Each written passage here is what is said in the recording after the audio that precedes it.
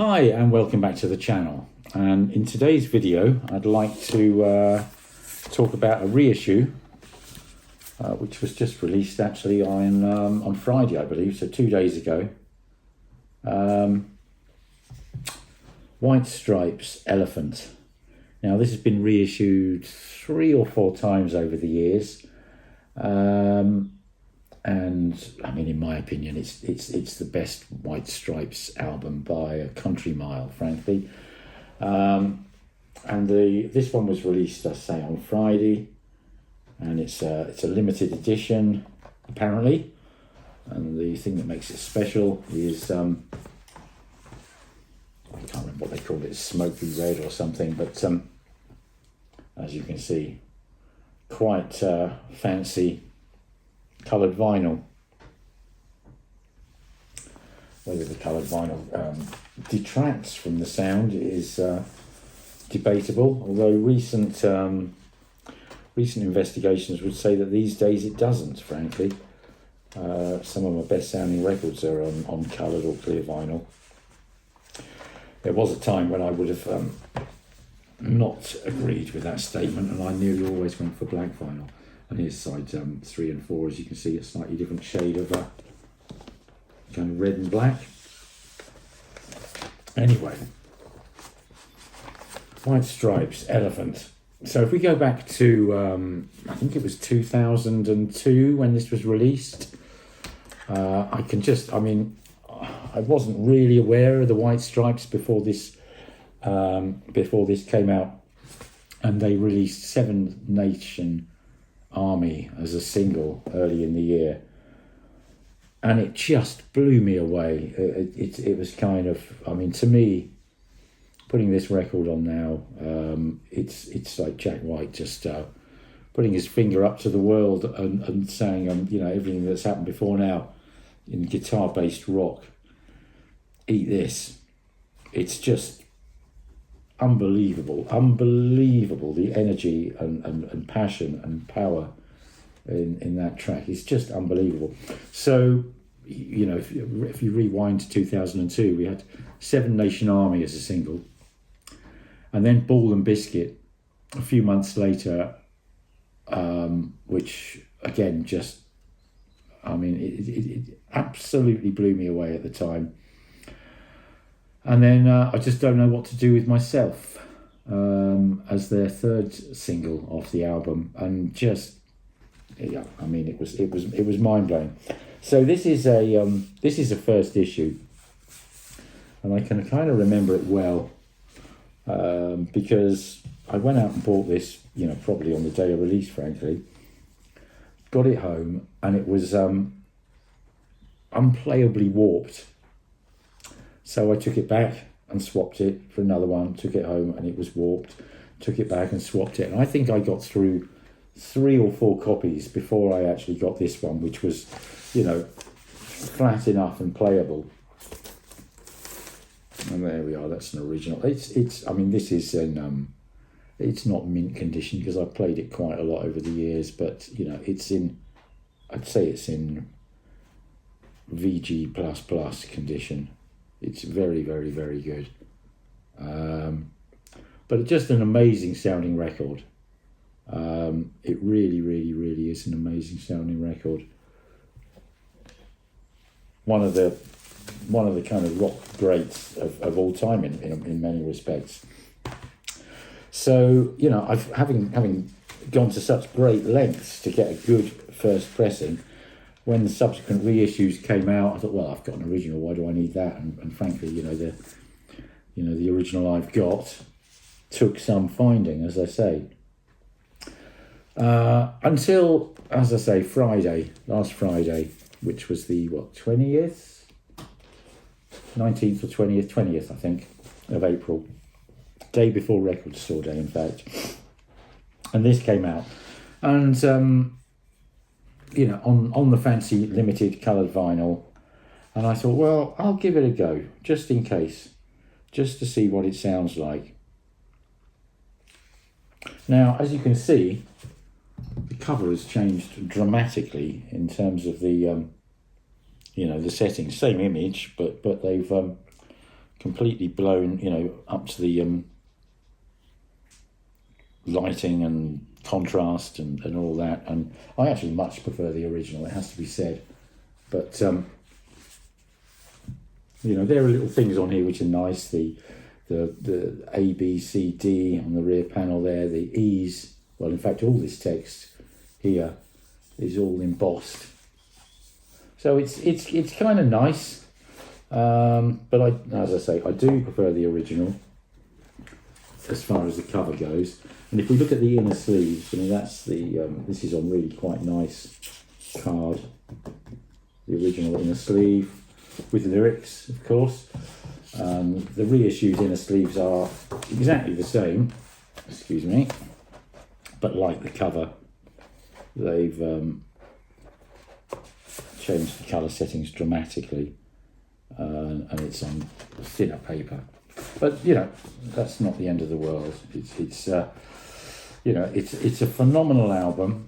This cost about £30. It's not bad for a double album, not bad at all.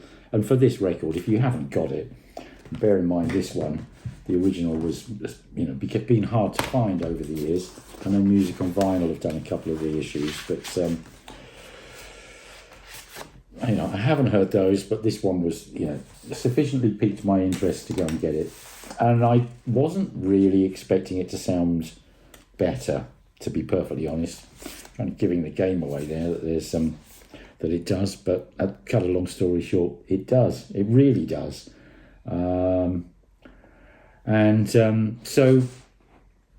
not gonna run through track by track by track, but I will. What I'll try and do is explain how they sound different. Now, Seven Nation Army. You start off with this just incredibly loud, incredibly powerful bass riff. And you can kind of feel the microphones rattling, the strings on the bass guitar rattling, everything in your room rattling. It's seriously powerful, deep stuff. And then Meg comes in with a bass drum. And it's massive, and on this on the original, it's massive.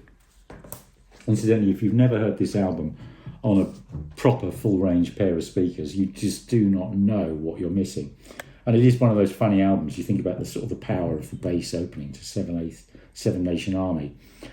If you play this on a pair of bookshelf speakers, you'll be going, "Oh man, that's just incredible!" You'll be blown away. But honestly, put it on a pair of big, really full range speakers. I've got a pair of Kerr 100 full range studio monitors, and like hell's teeth, does it sound impressive. And then you've got Jack's voice comes in, and it's kind of quite hollow. At least it is on the original. It's kind of quite hollow. He is singing distant, and then the guitars come in, and they're just absolutely on fire.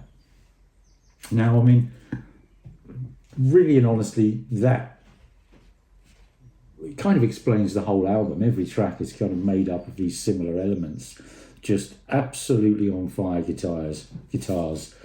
Sometimes one guitar part, sometimes two, or maybe even three, all played by Jack, sometimes with a bass guitar in there, sometimes with piano.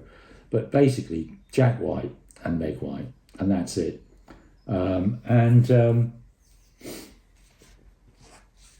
Having listened to this for, 21 years.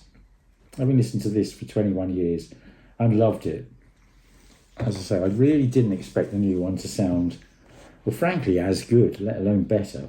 And I was kind of thinking, well, if it sounds nearly as good, then this is a worthwhile purchase and a worthwhile video to make, because, getting a mint original is not going to be very easy or very cheap. But we put it on, and Seven Nation Army at the beginning there, if anything, the bass guitar at the start sounds very, very, very similar. The bass drum, if anything, is very slightly heavier. And then Jack's voice comes in, and that's where the real difference is. Jack's voice, instead of sounding quite hollow, is got a real presence and solidity and colour to it and body to it. And the guitars, it's kind of quite punky. He is a gifted virtuoso guitar player, but he plays in a kind of a punk style, if you like, on many of the tracks. Sort of, dirty and nasty and grimy and gritty and messily. And on this, it's just clearer. You can hear all of those parts so much more clearly. And my first listen through was like, yeah, it sounds clearer, but if they kind of dialed it down, remixed or remastered it, and sort of just sanitized it, if you like, made it suitable for middle-aged blokes rather than young 20-year-old something kids or people. And then you gave it another listen through, and I said, no, they haven't actually. They have literally got more of what was on the tape onto the record, and it's as simple as that. So in every way, it sounds as good as the original, but different. And in the ways it sounds different, the vocal is we're talking 5 out of 10 versus 9 out of 10. It's significantly better. Just much more colour and body in it. It doesn't sound sort of hollow and sucks out. And of course the guitars, it's in a similar kind of register of the frequency band. They are, again, they're just much more fleshed out, more body, but frankly just more resolution. You can hear much better what's going on. It's not sanitized at all. The bass, I would say there's just a little more upper bass. So it's just the whole thing is slightly warmer. If you think of this as being slightly warmer, and this is slightly cooler, but with that coolness actually becomes a hollowness. And this is once you've played this through a couple of times, and then go back to the original. It doesn't actually sound that good. It kind of sounds hollow and a bit ratty, and a bit out of control. And still a fantastic album, and it's. I do love the cover of it, and I'm almost tempted to keep it just for the cover. But for sonically, there's no reason I think I'd ever play this one again, the original, because this, even with its fancy colour splatter discs and everything else, it walks it. It absolutely smokes it.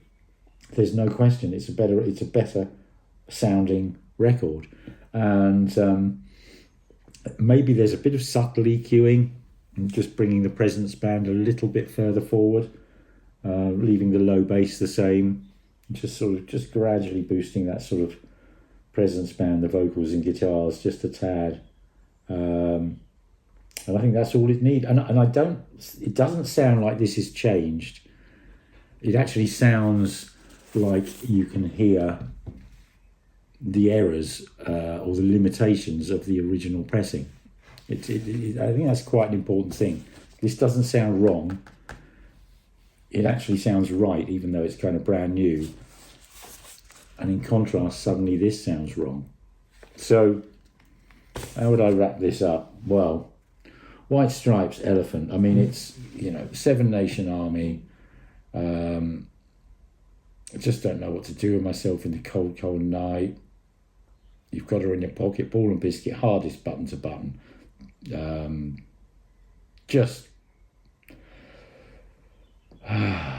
Track after track after track after track. Me and my partner Joe, we played this through twice, the whole album, at full volume kind of thing. Just absolutely rocking out. It's stunning. It's absolutely amazing. And worth every penny. And if you've already got this on vinyl, I can't compare it to the music on vinyl issues. But compared with the original, which is generally my kind of reference point or datum point for most things, this smokes it. Absolutely does. So, I think it was £32, $32.99 it cost me or something. But it's a nicely produced double LP. That doesn't strike me as very much money. And for one that actually improves upon the original. Well, need I say more? Thoroughly 100% recommended. Go out and buy it. And on that note, I'll say thank you very, very, very much for watching. Catch you all again soon. Bye for now. Bye.